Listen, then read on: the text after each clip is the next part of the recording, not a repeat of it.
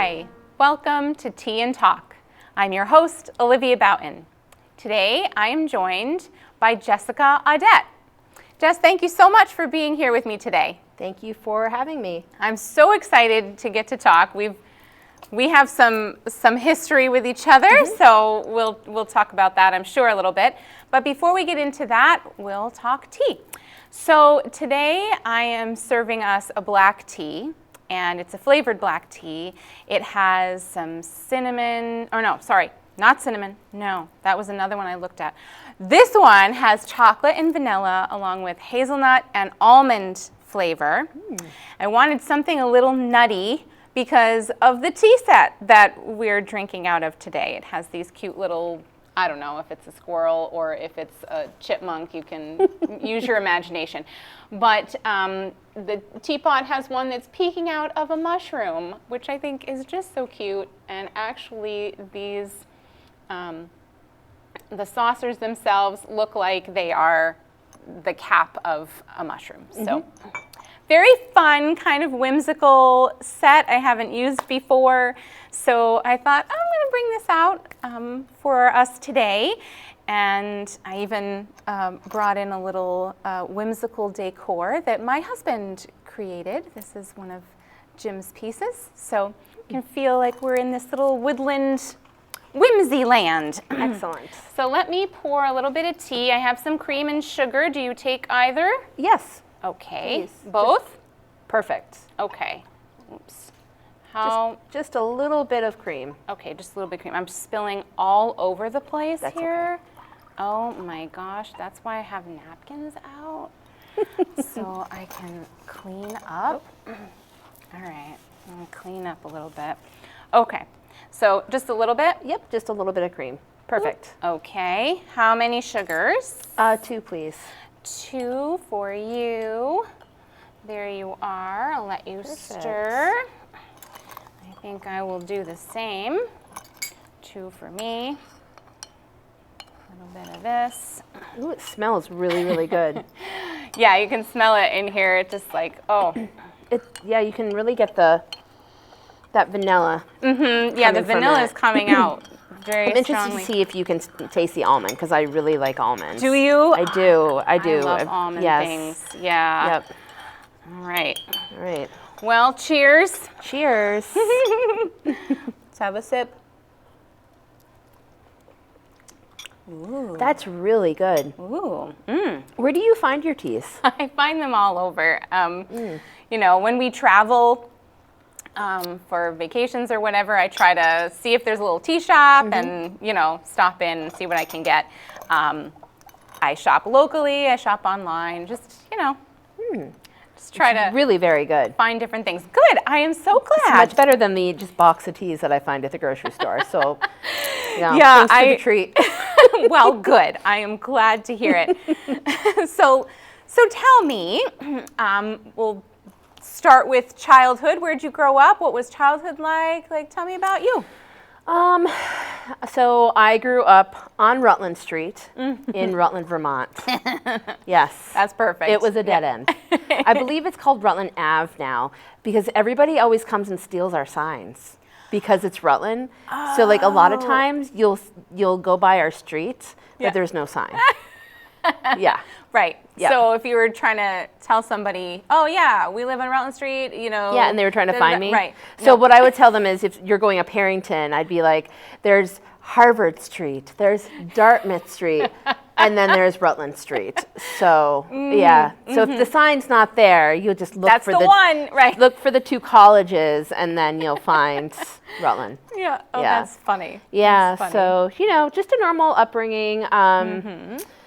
I never spent a summer in Rutland because my family has a cabin on Lake Bomazeen. Right. And I felt kind of spoiled by that because I spent my summers in the water skiing, tubing, doing all those things that a lot of kids were not fortunate enough to have. So I think that when I was younger, I never realized how lucky I was.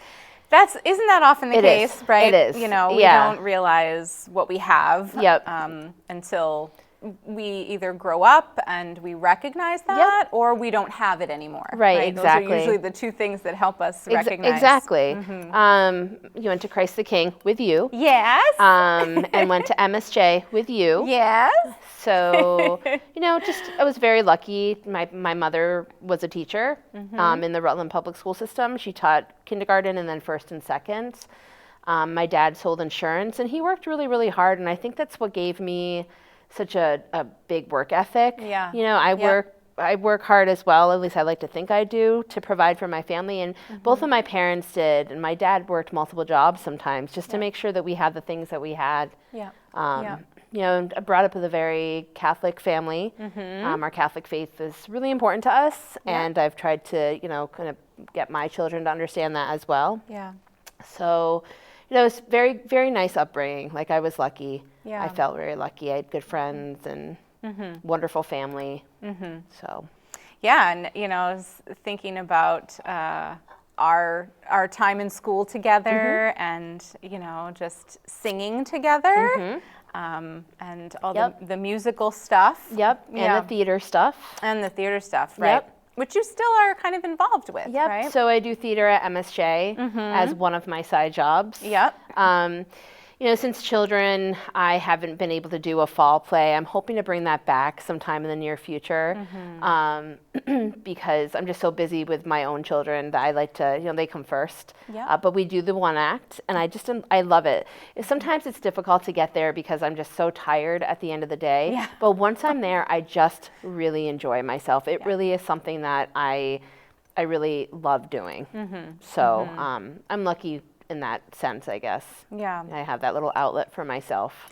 And you're providing something for the students, as well, an opportunity to do what you yourself did. I mean, the arts are just so important in schools, and unfortunately, that's the first place that is cut. But kids having that outlet for themselves. I remember as a high school kid, that was my thing. I gave up playing soccer because theater was my thing.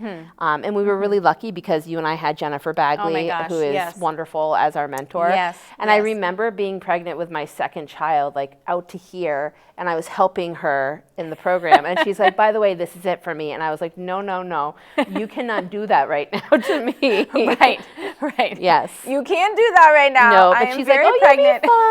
You'll be fine. And I was like, okay. But, I've tried to keep it alive. I think it's really important, not only for MSJ, but for any school to have that. And absolutely, taking my students to the one act festivals is something, we used to have so much fun. Oh my gosh, so much fun. And they have it too, in a different way than we did, because things have changed. But it's still such a wonderful opportunity for kids to get out there and meet other students from other schools, who are involved in the same kinds of things, who love theater in the same way, who are committed actors and actresses. It's or stage-hands or whatever.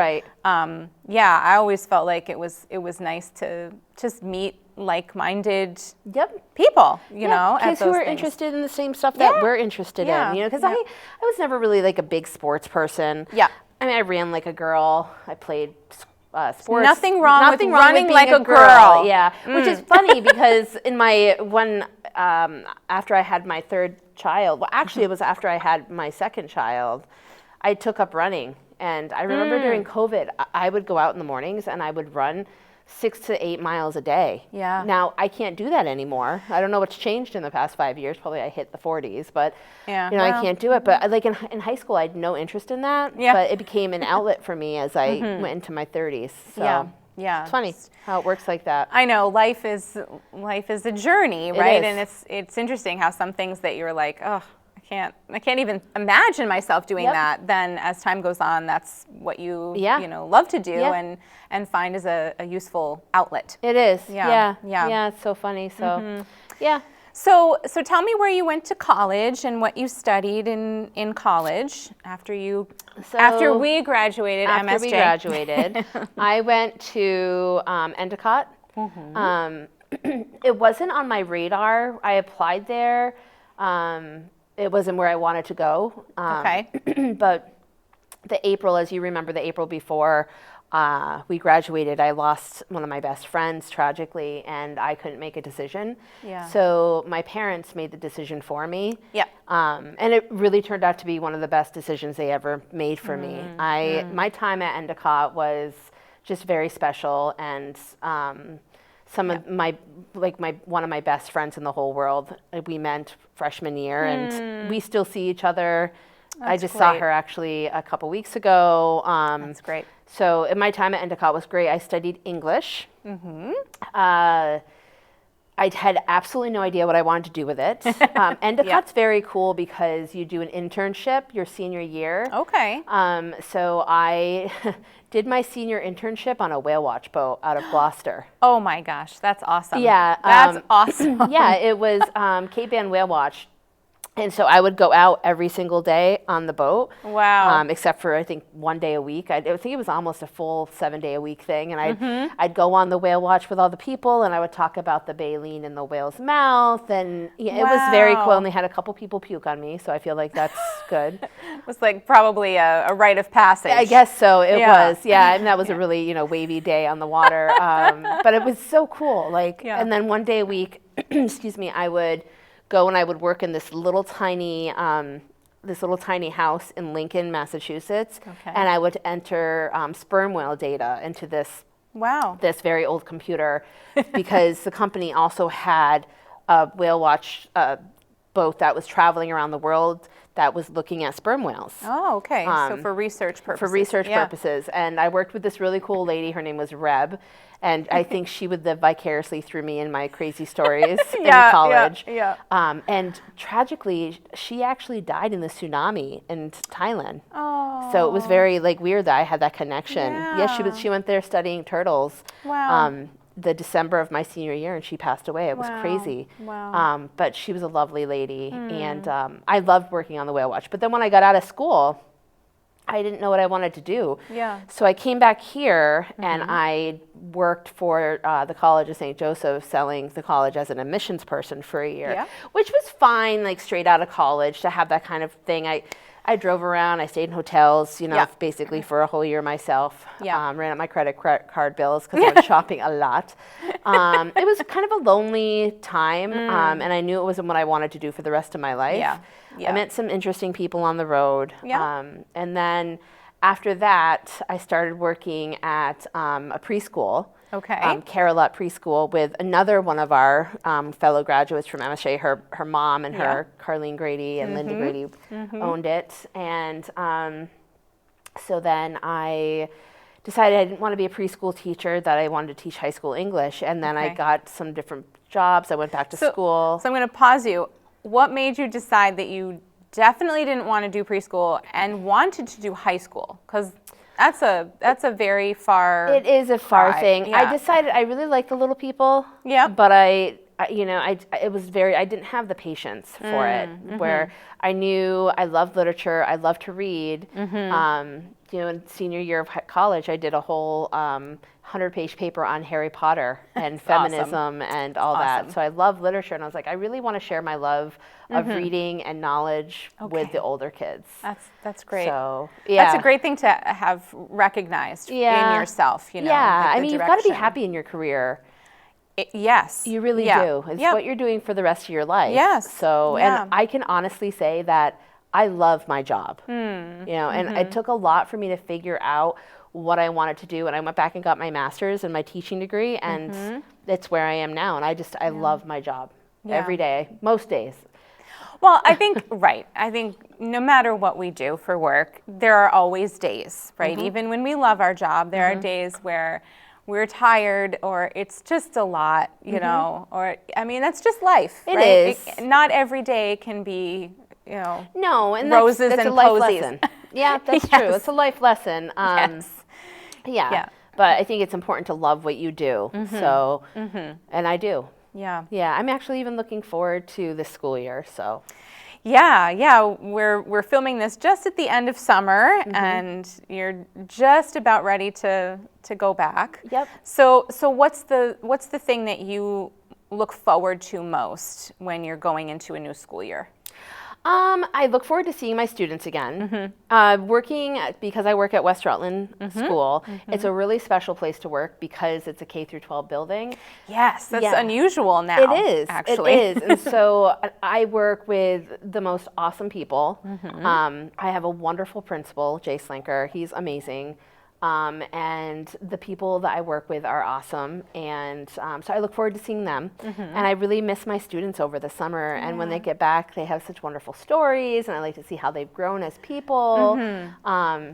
It's a little sad sometimes when I go back because my seniors are gone, and every year I get so connected to them, and then they're gone, so that's sad for me. And but then, you have another class that, connections. New people coming in, Right, and this year I'm actually going to be teaching the freshmen for the first time in a long time, so I'm really excited about that. Oh, okay. Yeah, so I'll be able to kind of make some connection with them where that's great. I haven't been able to do that as much.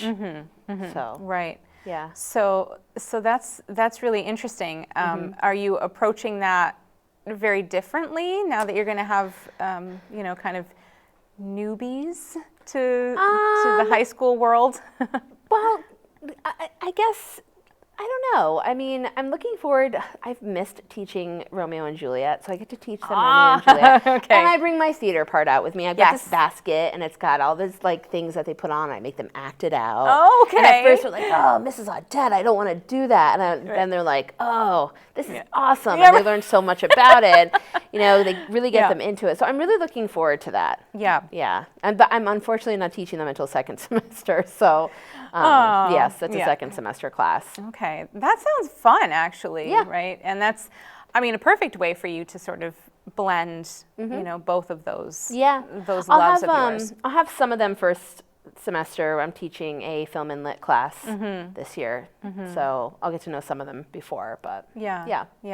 So when you were in college, I assume that you acted all through college as well? A little bit. Okay. Not as much as I would have liked. I was still involved musically. Okay. Which was nice, and I remember my parents would come down and they'd, watch me. And then when we graduated, I sang at the thing the night before, which was really cool. And I was getting strep throat and I didn't know it. Oh, geez. And luckily, I was right at the beginning of it. But as a singer, that's like the worst thing you can get. Yeah, yeah. But my body was just worn down from all the senior stuff, college year stuff. Yeah. So yeah. But yeah, I kept myself involved with all that stuff as much as I could. Yeah, it's different too, I think, when you're in a college setting, because a lot of times the theater department, that's people who are majoring, and when you have a different major and you want to sort of just get into that a little bit, it can be difficult because they're the ones who want, the main parts. And they actually didn't have a theater program there. They major. didn't? No, it was just an extracurricular thing. Oh, okay. So I did 2 different shows. I can't remember because, I'm aging myself, but it's been 20 years this year since I've been out of college, which is crazy. I know. I'm so old. I might tell my students I'm elderly all the time. They're like, Mrs. Audette, you're not elderly. I'm like, I'm elderly. No, you should listen to your kids, because if you're elderly, then I am too. And I am definitely not ready for that label. No. I know. They get a kick out of it. They're like, you were born in the 1900s. And I was like, yes, I was. Yes. Yeah. The best time to be born, actually. Yes. The best time to be born. The 90s, the 80s, yeah. But yeah, so. Yeah, so a couple productions. Did you do any musical theater? No. No. They didn't offer anything like that. Yeah. I think they do now. They also offer an English degree that you can get to teach there now as well. They didn't have that when I was there, so. Wow. Yeah, so where did you go to get your master's? I got it at CSJ. Yeah. Oh, nice. Nice. Yeah, and I did my student teaching right in Rutland. Yeah. Actually, it's funny because one of my mentor teachers at the high school, I actually bought a house right next to him. So, so now he and I are he was not only my mentor, but he's my neighbor. That's funny. Yeah. That's funny. It is funny how that works out. Yeah. Oh my gosh. And, I always think Rutland is is a city, Yep. but it's small, you know? I mean, and It is. the likelihood that you're going to, you know, run into people that you know on some level is pretty high. Yeah. Absolutely. That's funny. So where did you do your student teaching? I did it at the Rutland High School and then at the middle school. Okay. Yeah. Yeah. Did you work anywhere else before you went to West Rutland? So I worked at MSJ. Yeah. That's where I met my husband. Yeah. And then once we got married and started our family, I realized I couldn't work with him for the rest of my life. So I thought, for the health of our marriage. Yep, love it, love it. His room was like literally right next to mine. He used to bang on the wall and be like, "Hey, wife, what are you doing?" And I'm like, "I gotta get out of here." So that's why I decided to move to West Rutland. Wise, very wise. Yes. Yeah. Because absence makes the heart grow fonder. Exactly. Yep. And that way he could grow his career and I could grow my career, even though we're doing the same thing. Yep. Yep. So it was really a good move for us. Yeah. Yeah. How long have you been over at West Rutland? Well, let's see. My middle son Finnegan was 1, and he is going to be 12 this year, so 11 years. Wow. Wow. Yeah. Yeah, I know you work right around the corner from where I live. Yes. Yes, I do. Yes, and yet I never see you. I know. There. I see you in Rutland. You see me in Rutland. Yeah, I know. yeah. I know, usually because I'm leaving to get to bring one of my kids to either dance or basketball or whatever they're doing. Yeah, right? It's a constant, right? You're in school and you're working, and then you get out of school and you're still kind of working as chauffeur to the kiddos. Well, and then, you know, I've got the theater thing that I do, and then I also teach for VTVLC, which is a virtual high school in Vermont. Oh, wow, okay. So I do that on the side as another side gig. Oh my gosh, Jess, wow. Yeah, so this year I'm teaching creative writing, English 1 and English 2 on the side, and these kids are on demand, so it takes them 6 months. Whenever they start it, they have 6 months to finish the course. Okay. So that's another kind of side gig that I do. Right now I have 37 students. Wow. Yeah, and the school year hasn't even begun, so we'll see how many they give me. Oh my gosh. Yeah. That's a huge like extra thing. It is. It is, but it's, you know, like I said earlier, I mean, watching my dad work as hard as he did and my mom really gave me the thought that, like, you know, I need to work hard as well, and my kids can watch me work hard, and they'll have good work ethic too. Yeah. So. And I think what you're doing, all of what you're doing, is really an investment in the next generation. It is. You know. It is. Quite literally. And that, I think, is so admirable, and we need people like you who are willing to do that. You know, I mean, I've had other teachers on my show, and I'm really in awe, because I think it's a real calling, it's a real vocation. It is to be a teacher, and you don't always get to see the results of your work. Sometimes I'm sure it can feel like, you know, you're putting in all this effort, and you wonder if it's reaching your students or if it's having the impact that you hope it would. Yeah. But years later, right, especially some of the teachers I've had on who are retired now, sometimes you do get to see, you know. Well, and, you know, funny enough, I'm at that stage in my career where I have now watched some of my students have their own careers and start their own families and be successful. And for me, that is just the most amazing thing to see. Like, they have gotten their lives together. They have figured out what they want to do, and they're becoming like citizens, you know, responsible, awesome people who are giving back as well. So it's very fun to watch. Actually, funny enough, like, my daughter, she's in the same class as a couple of my former students' kids. So, you know, I had her in my mid-30s, so, you know. Right. And if you think about it, I've been teaching now for 17 years in total. So, I mean, these kids are growing up and doing their own thing. And what a wonderful thing for you to see. You know? It's fun. It's fun to get to know them on a different level. Where, like, they want to be like, "Hey, Mrs. Audette." I'm like, "Listen, our kids are in the same class, so why don't you call me Jess or Jessica instead?" Well, I don't know. I'm like, please, it's weird. I know. Like, but you know how that is, right? I mean, know. I think we had the same thing with some of our teachers, you know, that you have in high school, and then you are an adult along with them, and they're like, no, you can call me by my first name. And I'm like, there's something not right about that. I know. I still call Dr. Gold Dr. Gold. Oh, for goodness.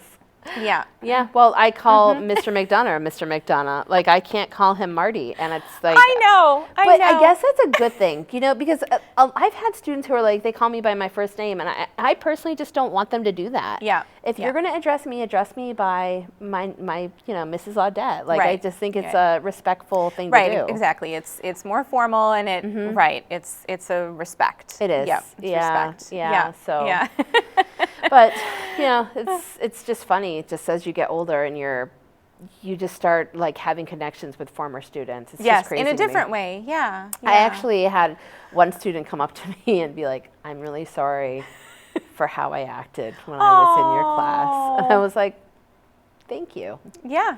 Yeah. I'm trying to remember what you did, but thank you for apologizing. Right. Were you the one that threw my stapler out the window? No, that wasn't you. I can't remember. But it speaks to personal growth on their side, you know, and even if it isn't something that affected you enough to have remembered it, they carried that around and learned something from whatever it was that they did. Yeah. I mean, it's just seasons of life, I guess. Yes. Yeah. And part of the role of a teacher, right? Yeah. To help your student to see the world and themselves in a new light. Yeah. Yeah. Yep, absolutely. Yeah. Yeah. So we're already winding down on time, which is crazy because half an hour. It goes quick. Seems long when we start, and it goes so fast. I also like to talk, so. If this is good. That's the whole point of the show. Just ask my Tea students. and talk. That's right. So I want to ask you, which I've tried to ask in some way to all of my guests. You live in Rutland. You work in West Rutland. You've been in this community most of your life. What is it that you love about this area? Being here, making your home here, having your family here, teaching here. I think for me, it's that it's safe here. It's a safe place to bring up my family. Yeah. You know, I have a 13-year-old, an 11-year-old, and an 8-year-old. Yeah. And I can let them go walk to their grandparents' house. I can walk out my door. I literally live right up the hill and walk down to the Chaffee Art Center and see people that I know. Yeah. And catch up with people. Yeah. It's that small community feel where it's a city, but it's not a big city. I think I thought about moving. Many times I thought about moving to New York City when I was younger or Boston. Yeah. And I'm really glad that I didn't because I came back here when I couldn't find a job there, and I met my husband, and we settled down here because we had family, we had friends, and it's just a wonderful place to live. Yeah. It really is. Yeah. And we've been able to grow our careers here, and our kids are following in my footsteps and are at Christ the King. My son is going to be an 8th grader, and he's already bleeding green. He can't wait to go to MSJ. So it's just fun to, just to see that generation, another generation. Yeah. Yeah. It's like carrying on a legacy. It is. Yeah. Yeah. Yep. Yep. So, and being near my family and my parents specifically, and helping them as they start to age has been a really wonderful thing too, to be a part of their lives. Yeah. Yeah. And not be far away from them. Yeah. Especially, when you have that value of family and being close, right. That can be really hard when you're distant. And right. And I love that you brought up the safety of the community, because I feel like that is something that sometimes is overlooked. Yeah. I know that it's not, just like any city, it has its moments. But. There are problems everywhere. Yep. And I think that we are blessed to have a good community here that supports one another. Yep, absolutely. And helps to create that sense of safety and security, yes. Yep. despite the things that naturally happen that right. are maybe right. not ideal. Right, but, exactly. But are part of life. Yep. So, oh my gosh, Jess, thank you so much for coming on thank today. you for having me. Yeah, it's really been a pleasure to sit and chat and, and thanks for the tea. Relive some memories. You're very welcome. And of course, thank you for joining us, and I will see you next time on Tea and Talk.